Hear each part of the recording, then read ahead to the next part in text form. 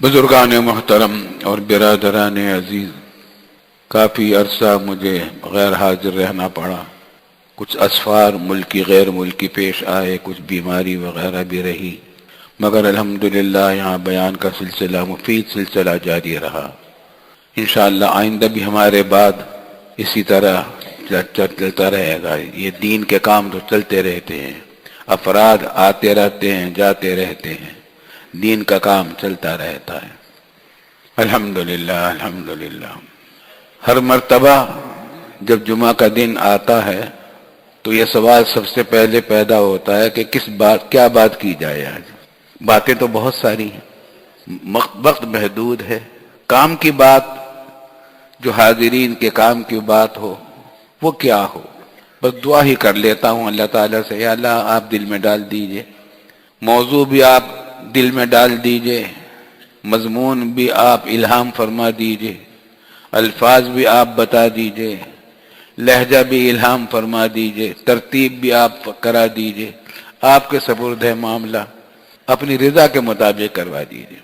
ایسی بات کروا دیجئے کہ سننے والوں کو بھی فائدہ پہنچ جائے، میرے لیے بھی ذخیرہ آخرت کا بن جائے، صدقہ جاریہ بن جائے۔ اللہ تعالیٰ ایسے ہی کر دے۔ اس وقت دو باتیں ذہن میں آ رہی تھیں کہ قرآن کریم میں اور احادیث نبویہ میں، اسلامی تعلیمات میں دو چیزوں کا مطالبہ توحید کے بعد بہت زیادہ کیا گیا ہے، ایک شکر، ایک صبر۔ اللہ تعالیٰ کی نعمتوں پر شکر ادا کرنا، اور کوئی تکلیف، رنج، غم، پریشانی پیش آ جائے تو اس پر صبر کرنا۔ اور ان دونوں عبادتوں کا یہ بہت عظیم الشان عبادتیں ہیں، اور قرآن کریم میں جگہ جگہ ان کا مطالبہ کیا گیا ہے، اور اس پر بڑا اجر و ثواب بیان فرمایا گیا ہے۔ قرآن کریم میں فرمایا کہ لئن شکرتم لأزیدنکم، اگر تم میری نعمتوں پر شکر ادا کرو گے تو میں تمہیں اور دوں گا، نعمتیں اور دوں گا۔ اس کی عادت ڈالنے کی ضرورت ہے۔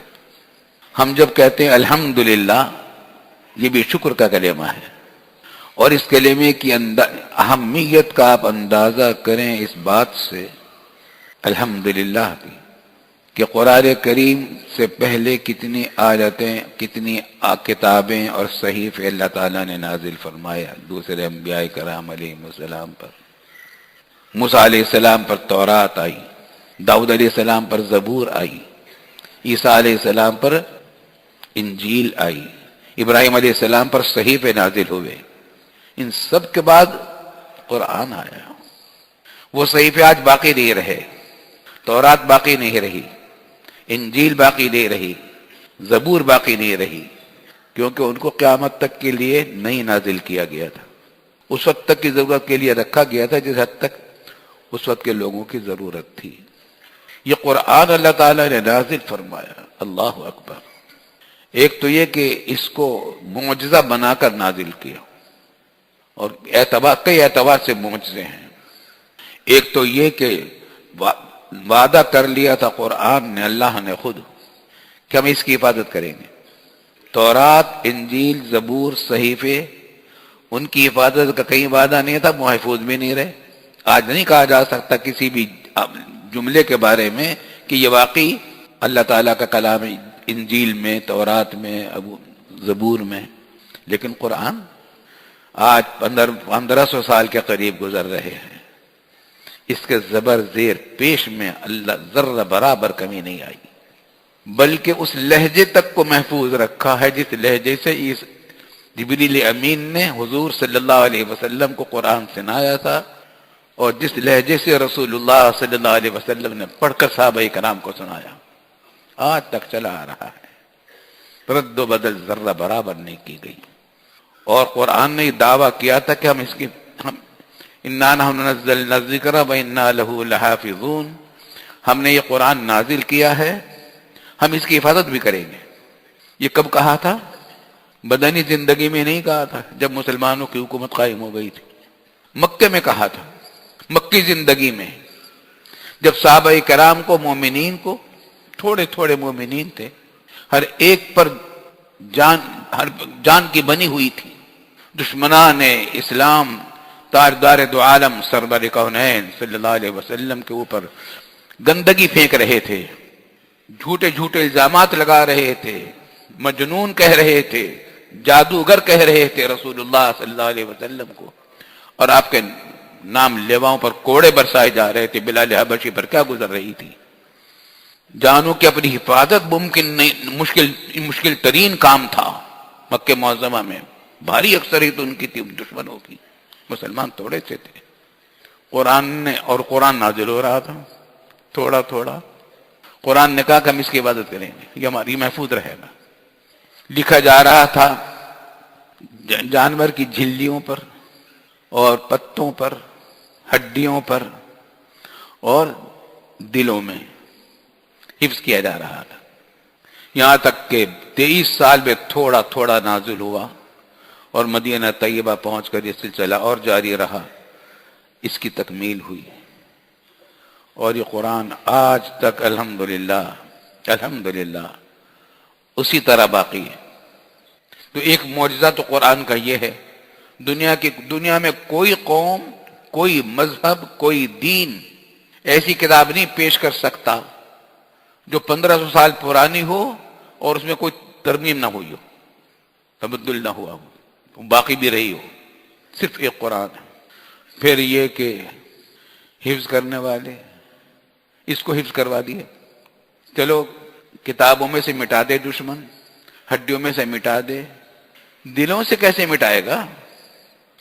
دلوں میں ایسا محفوظ کیا کہ آپ امریکہ میں چلے جائیے، جاپان میں، چائنا میں، افریقہ میں، یورپ میں، ہندوستان میں، کفرستان میں، جہاں جاؤ گے قرآن کی آوازیں سنائی دیں گے، پڑھنے آوازیں سنائی دیں گے، حافظ ملیں گے. بڑے سے بڑا عالم، مشہور سے مشہور عالم اگر ممبر پر کھڑے ہو کر قرآن کریم کی کوئی آیت میں ذرا سا ایک لفظ میں آگے پیچھے کر دے، بچے ٹوک دیں گے، قاری مولانا صاحب آپ نے یہ غلط پڑھا ہے. کسی کی جرت نہیں ہے کہ ذرہ برابر اس میں کمی کر سکے. یہ معمولی بات ہے. دنیا کی کسی کتاب کو یہ حفاظت نہیں ملی جو قرآن کو نصیب ہوئی، اللہ تعالیٰ نے عطا فرمائی. اور پھر یہ بھی بتا دیا کہ قیامت تک رہے گا، یہ قرب قیامت تک، جب تک مسلمان ہے قرآن بھی اسی طرح رہے گا باقی.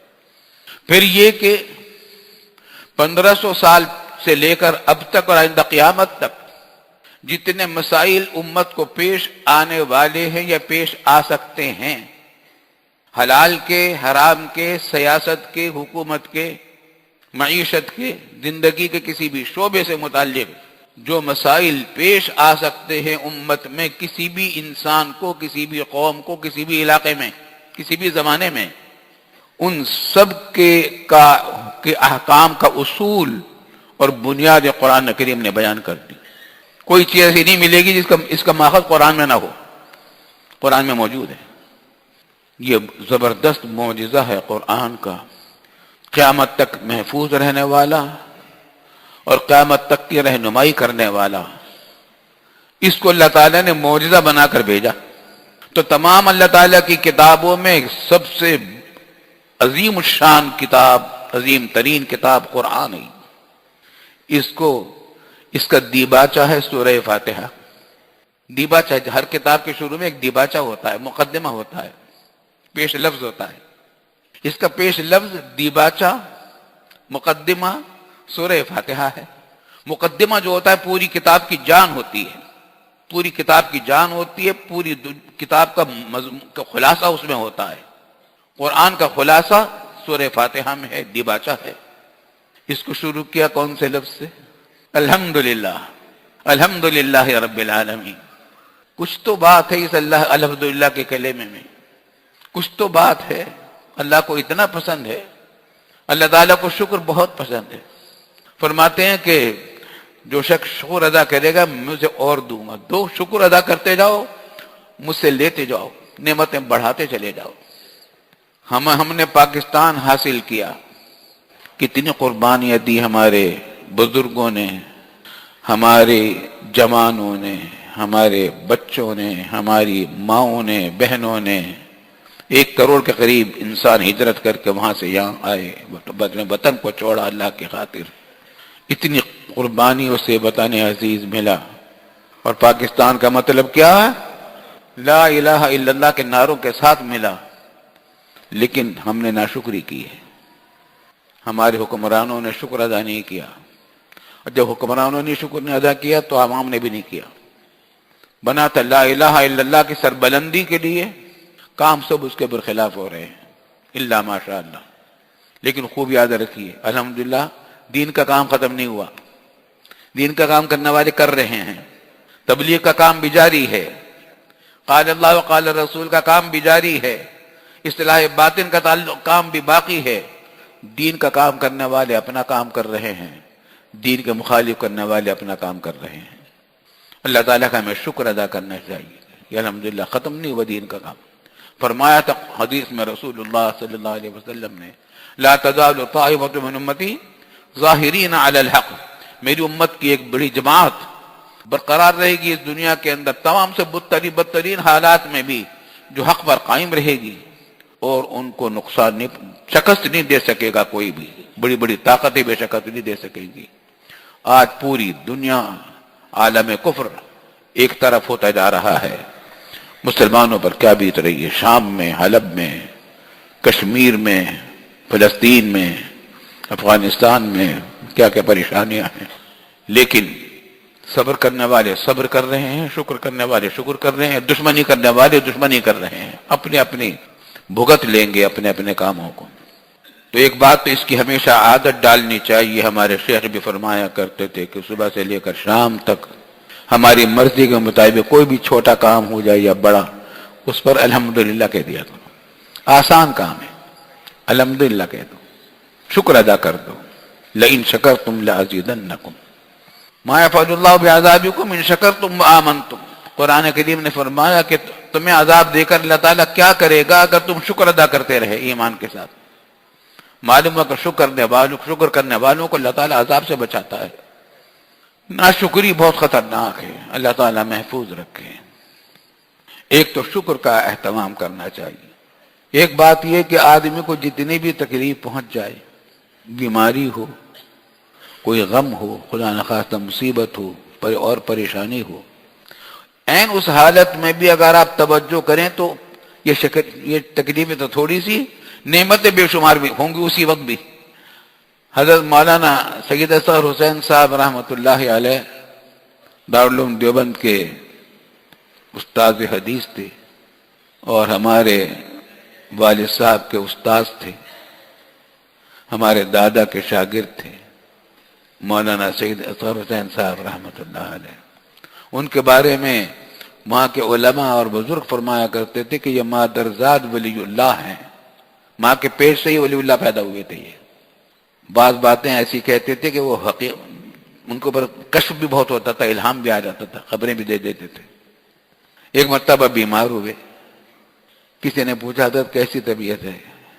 فرمایا الحمدللہ سر میں درد نہیں ہے، دل میں کوئی تکلیف نہیں ہے، الحمدللہ کان بھی ٹھیک کام کر رہے ہیں، آنکھیں بھی ٹھیک کام کر رہی ہیں، الحمدللہ الحمدللہ، اور فلاں چیز بھی ٹھیک ہے، فلاں چیز بھی ٹھیک ہے، فلاں چیز بھی ٹھیک ہے. بخار ہو گیا ہے، بخار ہو گیا. دعا کرو اللہ تعالیٰ صحت دے دے. تکلیف کو چھپانا بھی نہیں ہے، تکلیف کا ذکر بھی کیا جائے لیکن صبر اور شکر کے ساتھ. اب یہ صبر بھی ہے، شکر بھی ہے. جو تکلیف ہے اس پر صبر بھی ہے کہ شکایت نہیں کر رہے. بعض لوگ عادت ہوتی ہے ان سے پوچھا تو کیسے طبیعت ہے، کہ مطلب کیا بھائی کیا بتائیں، بڑی تکلیف ہے، نزلہ ہو گیا ہے، کھانسی، فلاں ڈاکٹر کے پاس گئے تھے، انہوں نے کہا کہ فلاں دوا کھا لو، پھر کھانسی ہو گئی تو انہوں نے کہا کہ فلاں ٹیسٹ کرا لو، پھر فلاں ڈاکٹر کے پاس گئے، انہوں نے کہا اینٹی بائیوٹک دے دو، پھر فلاں قصہ لمبی داستان سنائیں گے. جیسا معلوم ہوتا ہے کہ ان کے برابر کوئی مصیبت زیادہ کوئی ہے ہی نہیں. سب زیادہ مصیبت زیادہ آدمی یہی ہے، حالانکہ کتنی نعمتیں اس وقت بھی موجود ہوتی ہیں. تصور کرے ان بیماروں کا جو ہسپتالوں میں پڑے ہیں، کینسر کے بیمار ہیں، لا علاج، بیوی بچے رو رہے ہیں، تیمارداری کرنے والا کوئی نہیں. گاؤں گوٹوں سے آ کر یہاں ہسپتالوں میں داخل کیا ان کے تیمارداروں نے. تیمارداروں کے ٹھہرنے کی کوئی جگہ نہیں، سردیوں کی راتوں میں باہر گزار رہے ہیں، کھانے پینے کا کوئی سامان نہیں، ان کی تسلی دینے والا کوئی سامان نہیں۔ جب ان کے تصور کرو گے تو آدمی اپنی تکلیف کو بھول جائے گا۔